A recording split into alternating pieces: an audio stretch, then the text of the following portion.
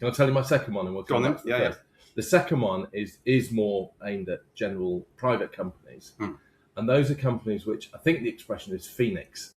So what they do is they trade until they become insolvent, and sometimes deliberately insolvent, loaded with debt to banks and taxman and other possibly suppliers. They then, maybe the directors overpay themselves or whatever they do. They get themselves in a whole heap of debt, and then suddenly they apply to the liquidators. But so far, I mean, that's bad enough. But what you find people doing is then rising like a phoenix from the ashes and creating the same business with the same business methodology. Because they bought all the assets of the previous company. That's even worse. For pennies on the pound. Yes. Or cents on the dollar. And it leaves the taxman and the banks and the suppliers left with literally holding no money, less than no money, being owed money. And then the new company, and in my experience, sometimes they trade literally under the same name with maybe some brackets thrown in somewhere for good measure. Okay, and have you experienced that? Yes. Right. Okay. In the parish council.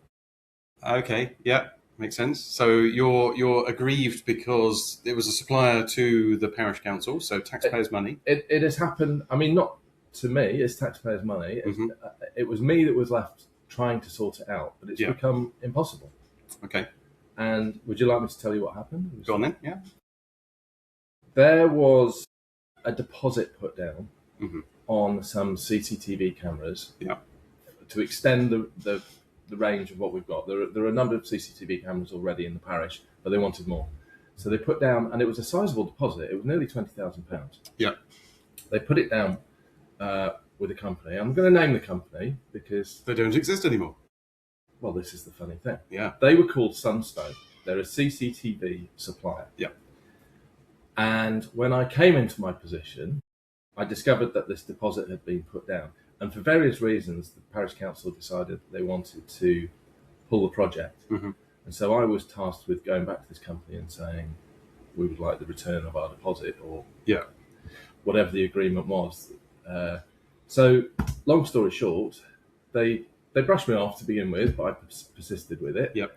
And then eventually they came out and said, there's been a misunderstanding. That company no longer exists. We're now operating under the name of WG Sunstone. I was like, right. Well, the money that you put down with Sunstone is gone. They've gone into liquidation. And we, in the meantime, however, they have been writing to me because there is an annual service contract with that company. And nowhere did they say in any of this documentation that they were now a new company. Yeah. Their logo looked the same. I think the trading address was the same. Everything was the same. Yeah. There was continuity there in terms of, and they didn't at any point, to my knowledge, say, we're now being taken over by a different company and you've got the opportunity to switch your service contract to somebody else. No. They presented themselves as the same company. Well, that sounds like a court case and taking the directors to court directly for personal liability. Because if they didn't fulfill their contractual obligations, they still have legal obligations under the company, which is to be morally sound to their customers as well as their shareholders and staff.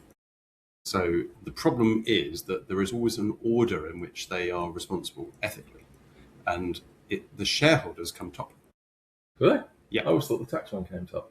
Okay. In fact, doesn't the shareholders come last? Or is it depending on your ABC shares? Right. So don't let this become too technical. Taxman, yes, comes top because that's the debt.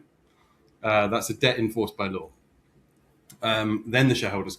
What I was trying to differentiate was that the employees and directors come after the shareholders. Right. But they still come above debtors. Right.